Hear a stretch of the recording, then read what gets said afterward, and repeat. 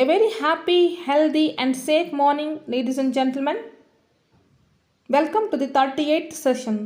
I am sure those who are UPSC aspirants will get more benefits and information along with the lesson in this session. Be History Program, second semester. I am Sudhaji, Assistant Professor, Department of History, GFGC, Ripanpet. Let me start today's discussion with posing a question to you. What type of government was spoiled during the Mughals period? Yes, you are right. Mughals government, though basically an absolute monarchical form, yet it had a federal system of government too, wherein the powers of the government was divided among central, state, and local governments. Today, in this session, let us learn about the provincial administration of Mughals, in other words, their local self-government. In the previous session, students have learnt about the central administration of the Mughals. They knew about different units and department of central government. They also recall the ministers who were in the central governments and their duties. Learning objectives of today's session: to enable the students to learn about the provincial administration of the Mughals, to make them understand the need of provincial administration in the decentralization of power. Learning outcomes: at the end of the session, students will compare provincial administration with that of central administration and find out the similarities. They will find out the features of democratic governments in their administration. They will also appreciate the autonomous nature of village administration to enable the students to learn about the various units and heads of provincial government. Let us begin with the introduction. Provincial administration of Mughals was an exact miniature of the central government. Provincial government is the administration run by provincial government which are subordinate to district administrative authorities established in the federal provinces. Provincial administration was the replica of the empire. It was organized on the model of central administration. Subedar was the governor of the provinces. Just like we divide India into 28 states and 8 union territories, they too have developed and divided their provinces such as sarkars. They are just like today's districts, parganas, they are tehsils and villages. Let's move on to the subhas. The term subha was used by Akbar provinces.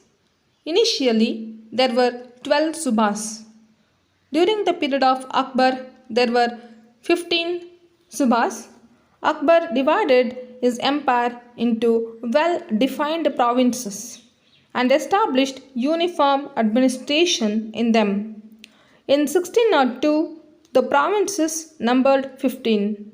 They were Allahabad, Agra, Awadh, Ajmer, Ahmedabad, Bihar, Bengal, Delhi, Kabul, Lahore, Multan, Malwa, Berar, Khandesh and Ahmednagar. Try to locate these provinces in the outline map of India.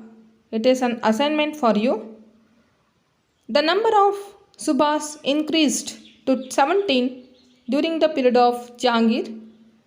Further, it was again increased up to 22 during the period of Shah Jahan. Now let us know about the officers in province. They are Subedar, Diwan, Baksha, Walk-in-Nevis, Quasi, and Kotwal.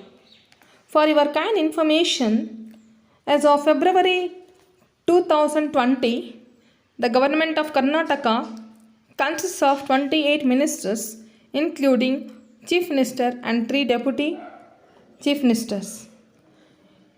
In a district, to run the administration, along with district commissioner, we have deputy commissioners, district magistrate, SDM and sub-divisional officer, Tahsildar, city magistrate, district development and panchayat officer and district revenue officer.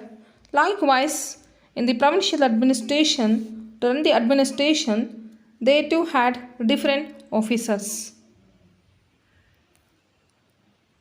First one, Subedar. Subedar was the head of the Subas, also called Sifish Salar Nazim.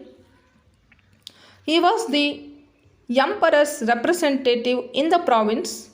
He had both civil and military authority. He had to maintain order and to execute the royal orders. He was appointed from royal families.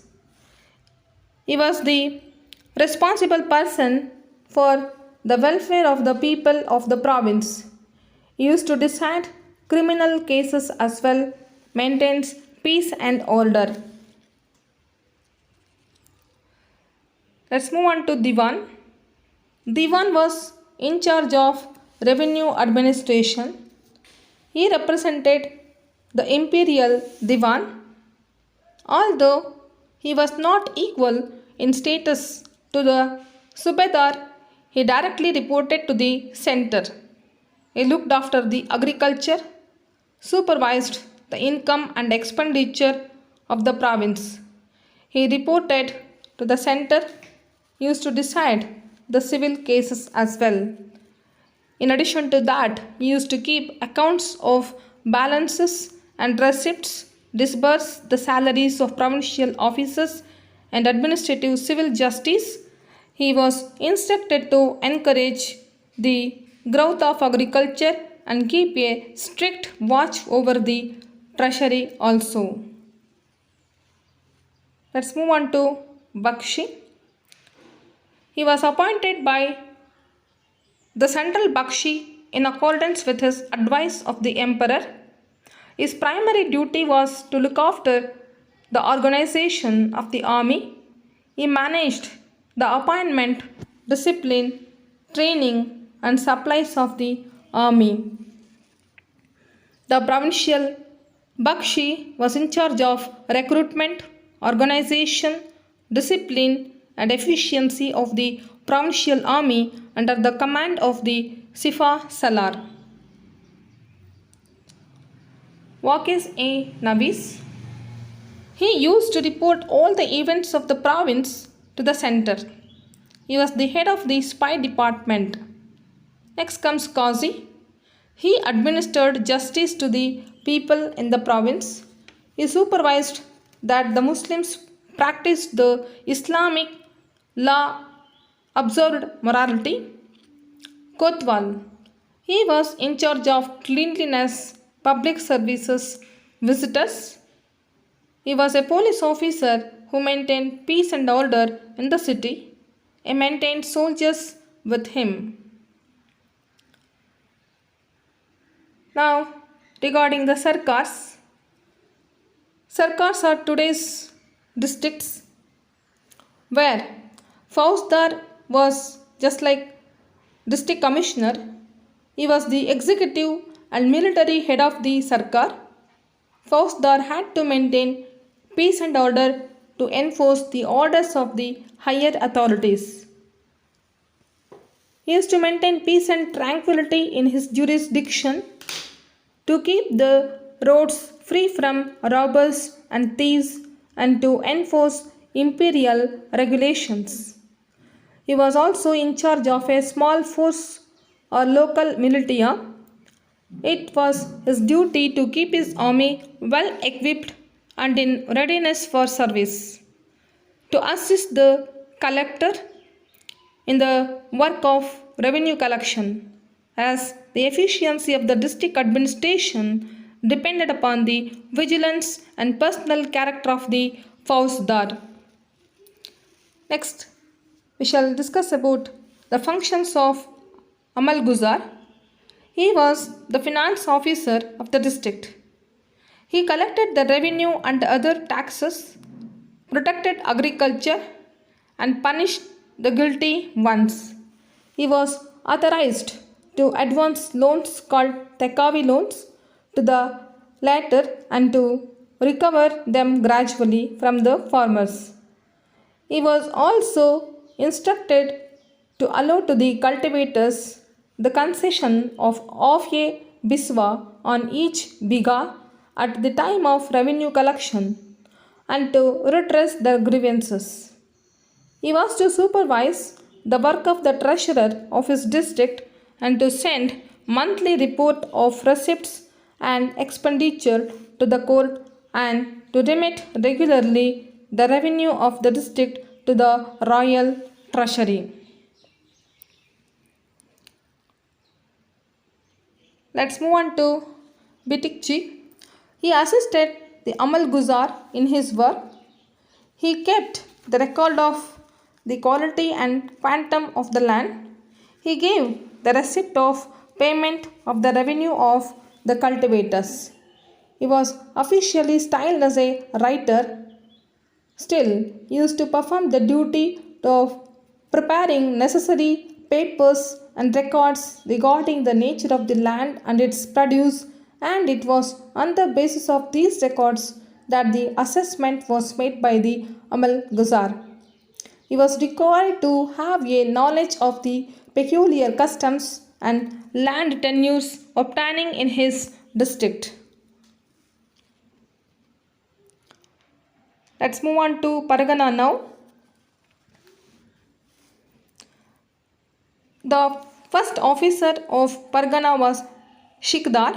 He was a military officer who had to maintain peace and order. Each sarkar was divided into number of parganas or also called Mughals.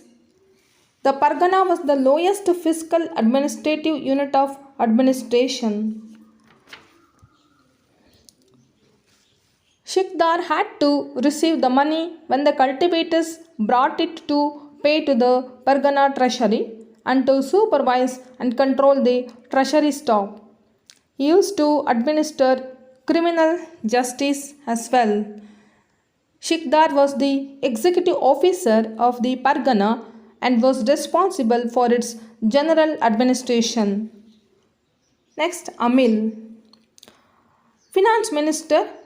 He was the finance officer in the provincial government during Mughals period. His function was to collect revenue. He was also called Munsif. His main work was that of assessment and collection of land revenue. He assisted the Shikdar in the maintenance of law and order and punishment of miscreants.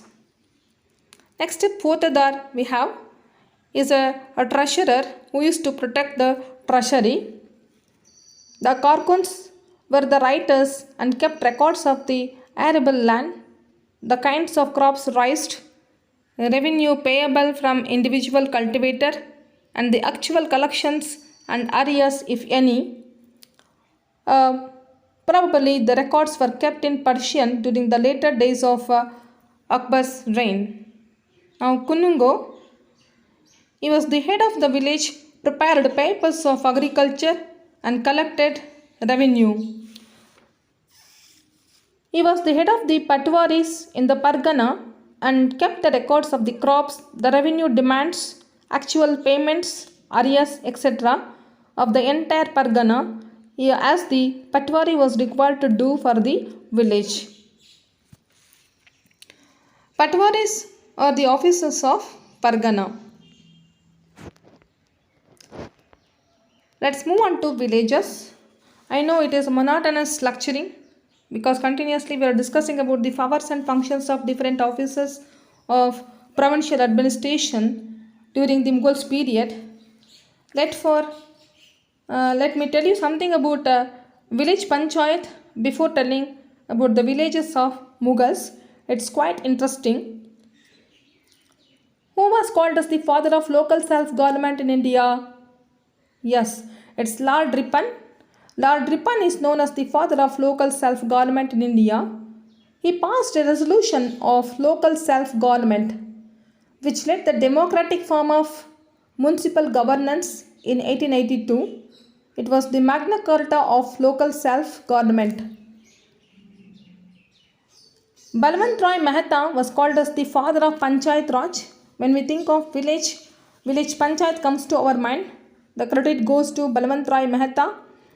On 24th April 1993, the Constitutional 73rd Amendment Act of 1992 came into enforcement in India to provide constitutional status to the Panchayat Raj institution.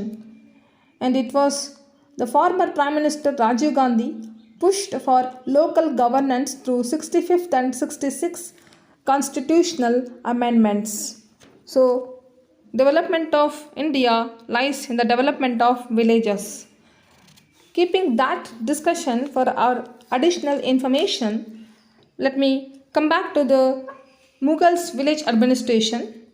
The most important constitutional contribution of our race was the field of rural administration. Since time immemorial, there have existed in India well organized village communities, fittingly styled as village commonwealths, which constituted brotherhoods and managed their affairs on democratic lines. The village communities existed as autonomous units throughout the medieval period. It's very appreciable form of the government during the Mughals. Akbar recognized the village panchayat as a legally established court of justice and upheld its decisions.